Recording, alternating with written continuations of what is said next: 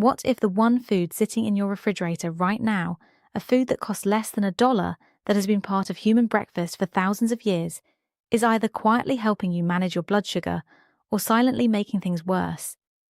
And here's the part that will surprise you. It's not about whether you eat eggs. It's about a very specific set of decisions you make around them. Decisions so small, so easy to overlook, that most people with diabetes never think twice about them.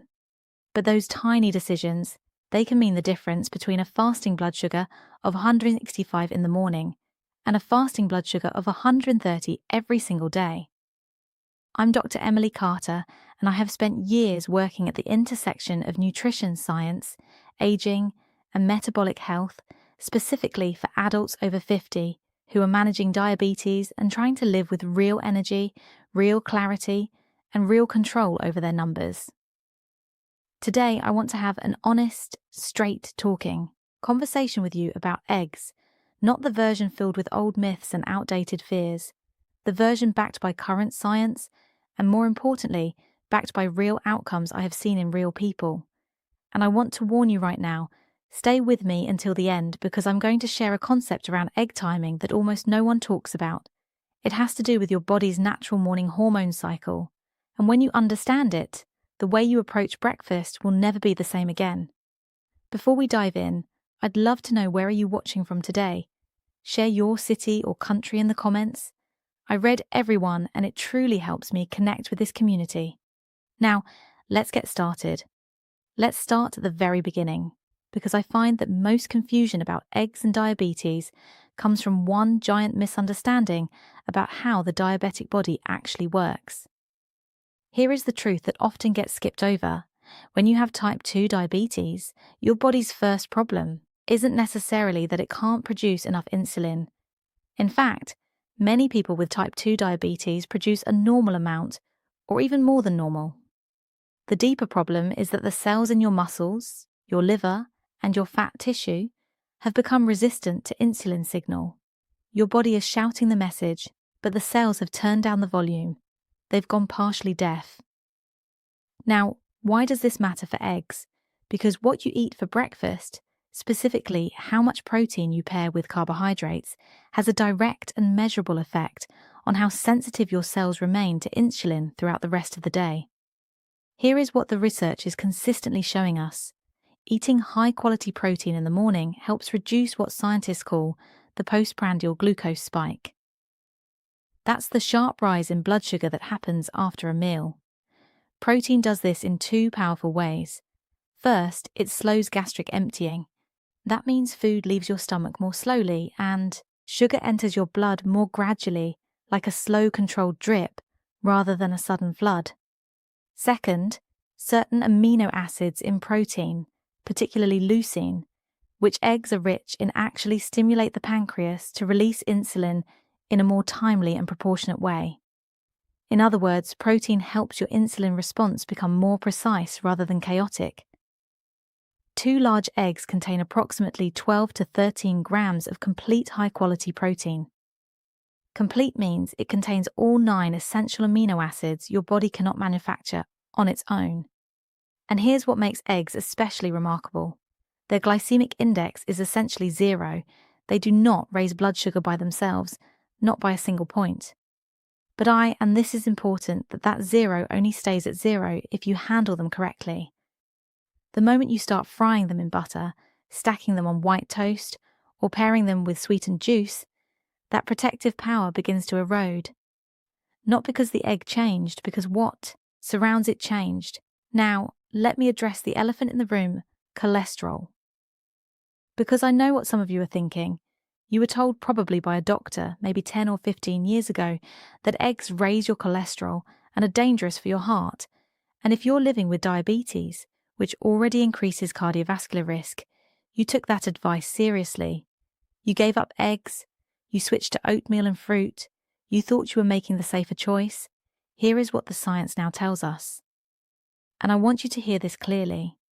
For the vast majority of healthy adults, including most people with type 2 diabetes, dietary cholesterol, the cholesterol you eat in foods like eggs has a minimal effect on your blood cholesterol levels.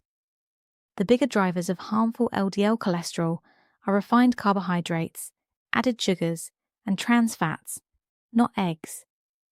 In fact, research published in the American Journal of Clinical Nutrition found that whole egg consumption improved what scientists call cholesterol efflux capacity. That is the ability of your HDL, your good cholesterol, to actually remove harmful cholesterol from your artery walls and carry it out of your body.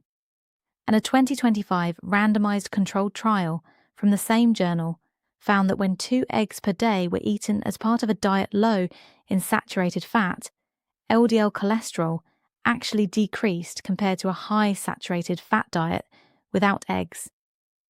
What that tells us is something very important. The problem was never the egg sitting in your refrigerator. The problem was what we were cooking it in and what we were eating alongside it. What does that mean in plain English? The egg you gave up might have been your friend all along. Before we begin, take a second and tell me your name and where you're tuning in from. I go through the comments and I genuinely want to know who I'm speaking to and supporting here. I want to tell you about a patient I'll call Mary because her story illustrates this so perfectly. Mary came to me at 71 years old. She'd been managing type 2 diabetes for nearly a decade. She was sharp, disciplined, and deeply committed to doing everything right, but her A1C had been sitting stubbornly at 8% for 2 years, and her fasting blood sugar rarely dipped below 158 in the mornings despite her medications. When I asked her to walk me through her daily routine, she described it with a kind of quiet pride. She woke up at 6:30, took her medication, and made herself what she called a heart-healthy breakfast. Steel-cut oatmeal with a tablespoon of honey and half a cup of blueberries. A glass of cranberry juice she'd bought from the health food store because it said no added sugar on the label. Sometimes a small whole wheat muffin that she baked herself. Now Mary had done her homework. She genuinely believed this was a responsible diabetes-friendly breakfast, and I had to tread very carefully here because I did not want to dismiss the genuine effort she had put in.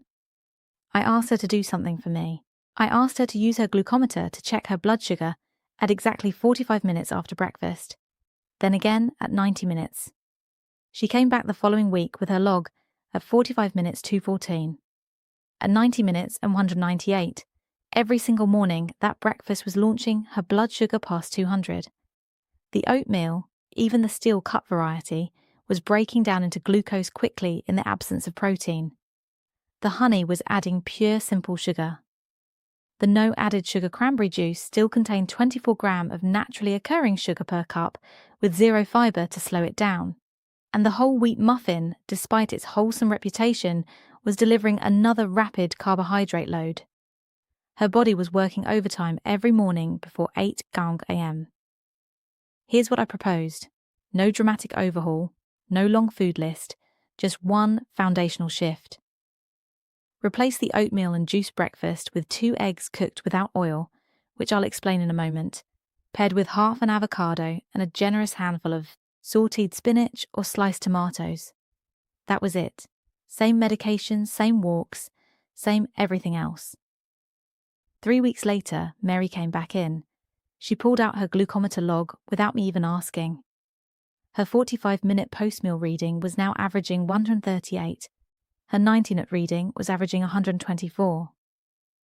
She looked at me across the desk and said, "Dr. Emily Carter, I feel like someone finally turned on a light in a room I've been trying to navigate in the dark for 10 years. After 4 months, her fasting blood sugar had dropped to an average of 131. Her A1C came down to 7.3%.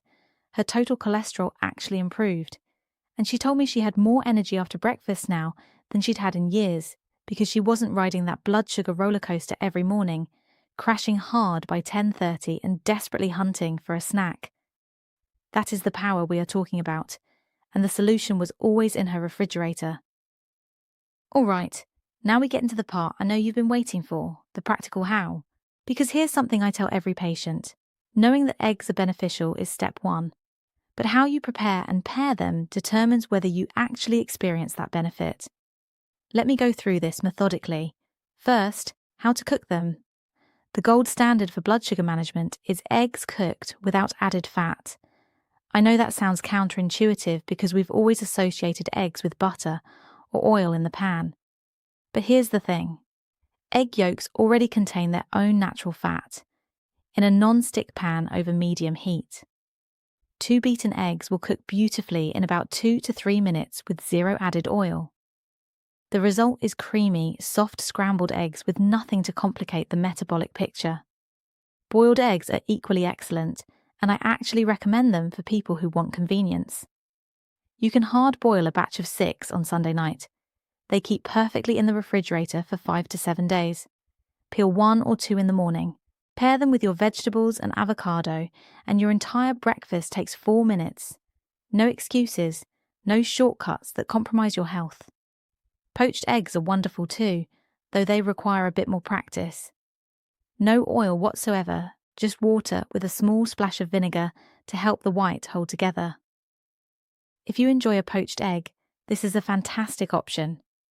What you want to avoid is frying eggs and even a small amount of oil or butter at high heat. Some of you might be thinking, but I use olive oil. Isn't that healthy? And olive oil is genuinely a wonderful food. But here's the nuance. Olive oil's benefits are greatest when consumed cold or at low temperatures. When you heat it to the temperatures needed for frying, you're diminishing those benefits and adding a significant caloric and fat load that in the context of diabetes can temporarily worsen insulin resistance at the cellular level. Save your olive oil for salads and drizzling on vegetables. Second, what to pair them with. This is where the real magic happens, or where people unknowingly undo all the good the egg was doing. Avocado is the single best companion for eggs in a diabetes-conscious breakfast. The monounsaturated fats in avocado, the same healthy fats in olive oil, slow digestion, and reduce the glycemic impact of anything else you're eating. They also support heart health, which matters enormously for people with diabetes. Half a ripe avocado alongside 2 eggs is a combination that is filling, nutritious, and genuinely stabilizing to blood sugar. Spinach is your next best friend, and I want to give you a specific reason. Spinach is one of the richest dietary sources of magnesium. Studies have consistently found that people with type 2 diabetes tend to have lower magnesium levels than people without diabetes. And low magnesium is directly associated with poor insulin sensitivity. Eating spinach regularly, especially with a protein-rich meal, is one of the simplest ways to address that gap. Tomatoes, bell peppers, onions, mushrooms, all excellent additions. They are low in carbohydrates, high in fiber, and they increase the volume and nutrition of your meal without pushing your blood sugar up. What you want to avoid pairing with your eggs, white bread, flour tortillas, sweet biscuits, hash browns, sugary ketchup, orange juice, and processed deli meats like bacon or sausage. These pairings are so common at breakfast that many people don't even think of them as choices. They just feel like what goes with eggs. But every one of those additions either spikes blood sugar directly or adds inflammation, promoting saturated fat and sodium that works against you. If you're still here with me and finding this helpful, take a moment to type 2 in the comments. It lets me know you're watching and getting value from this.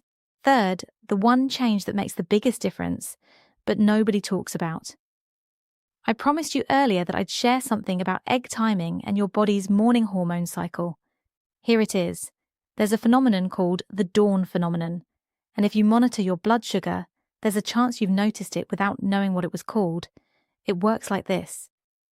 In the hours just before you wake up, your body releases a wave of hormones, cortisol, glucagon, growth hormone, as part of its natural preparation to get you out of bed and functioning.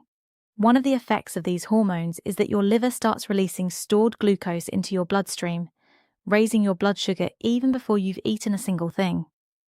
For people without diabetes, the body simply produces a little more insulin and handles it quietly. For people with type 2 diabetes, that early morning glucose release can push fasting blood sugars significantly higher than it was at midnight. Now, here's the critical connection to eggs. What you eat for breakfast either amplifies or dampens this morning cortisol glucose cycle for the rest of the day. A high carbohydrate breakfast essentially layers another glucose load on top of the one your liver already delivered. A high protein breakfast, eggs being the star, sends a calming signal to your metabolic system.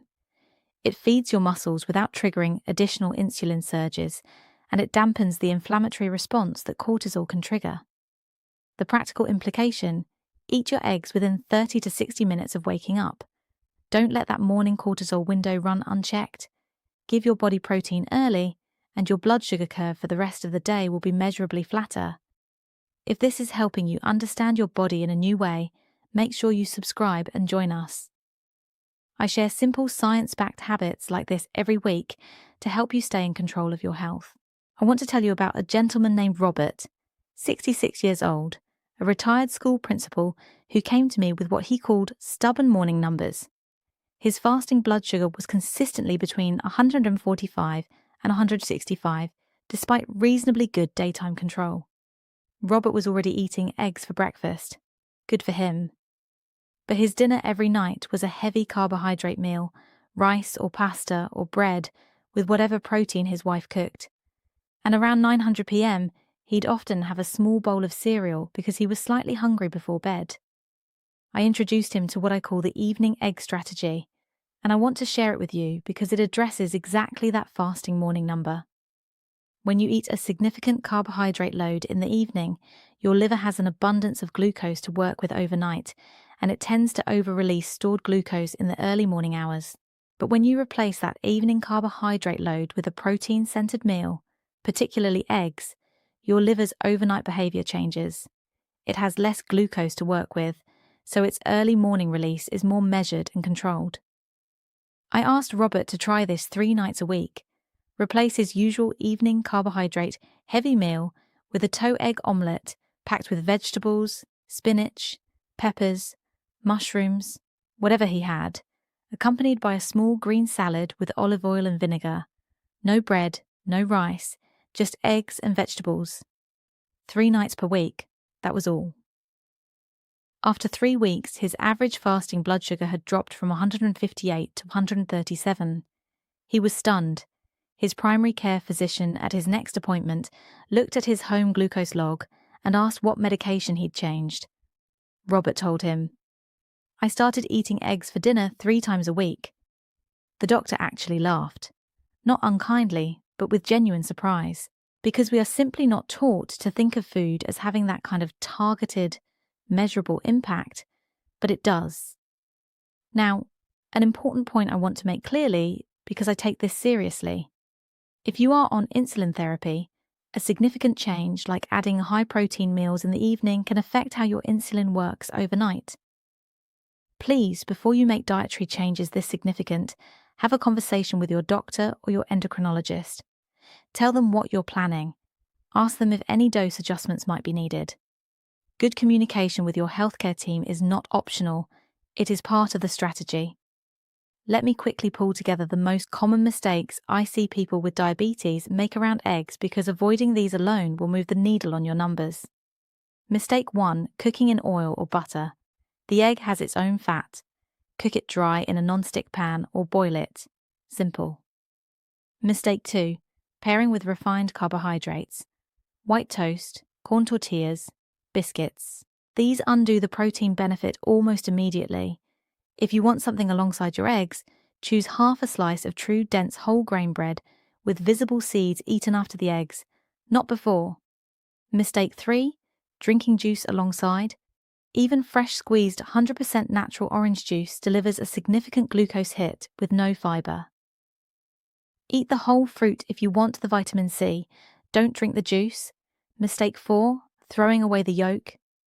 The yolk contains choline for liver health, vitamin D for insulin sensitivity, lutein and zeaxanthin for eye protection, and B vitamins for nerve function. People with diabetes need every single one of those nutrients. Eat the whole egg. And if you've made it this far and you're getting value from this, type the number 4 in the comments. It's a simple way to let me know you're here and following along. Mistake 5, eating eggs too late in the morning. Remember the dawn phenomenon. Get protein into your system within 30 to 60 minutes of waking to dampen that early cortisol glucose surge. Here is your simple, ready-to-use plan starting tomorrow morning. Wake up.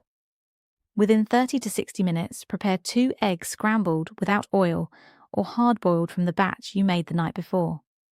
Pair them with half an avocado and a generous portion of any non-starchy vegetable, spinach, tomatoes, peppers, or mushrooms. Drink water or unsweetened herbal tea. Eat the eggs and vegetables first. If you need a small piece of whole grain bread, eat it last. That is it. Nothing exotic, nothing expensive, nothing that requires a special trip to a health food store. If you want a mid-morning snack, a single hard-boiled egg with a small handful of walnuts or almonds is your most blood sugar stable option. It will hold you through to lunch without a crash. I want to close with something Mary said to me at her 6-month follow-up appointment. I asked her how she felt about the change she'd made. Not just the numbers, but how she felt waking up in the morning. She thought about it for a moment and said, "For the first time in years, I'm not afraid of my breakfast. I used to dread checking my blood sugar after I ate because I always knew it was going to be high, and I never understood why when I was trying so hard. Now I check it, and I feel proud. Not of the food, of the fact that I finally have the right information." That sentence stayed with me because that's what this is really about. It's not about eggs. It's about giving you back a sense of agency over your own health. It's about replacing fear with knowledge and replacing frustration with a strategy that actually works. Your body is not your enemy. It has been doing its best with the signals it's been given. When you give it better signals and the right protein at the right time, paired with the right foods, it responds sometimes faster than you'd ever expect. Start tomorrow morning. 2 eggs cooked without oil, half an avocado, a generous pile of vegetables. Eat within an hour of waking up, then come back here next week and tell me in the comments what your numbers looked like. If this video gave you something real today, a new angle, a new idea, one thing you didn't know before, please give it a like. It takes 1 second and it tells me that this kind of content is worth making more of, and share it. If you know someone, a spouse, a sibling, a friend who is struggling with their blood sugar and feels like they've tried everything, please send them this video, because sometimes all it takes is one piece of information arriving at the right moment to change everything. This video is for educational and informational purposes only. It is not intended as medical advice and does not replace the guidance of your personal physician or healthcare team. Always consult your doctor before making changes to your diet, especially if you are taking medication for diabetes or any other condition. I'll see you in the next one. Take care of yourselves. You deserve it.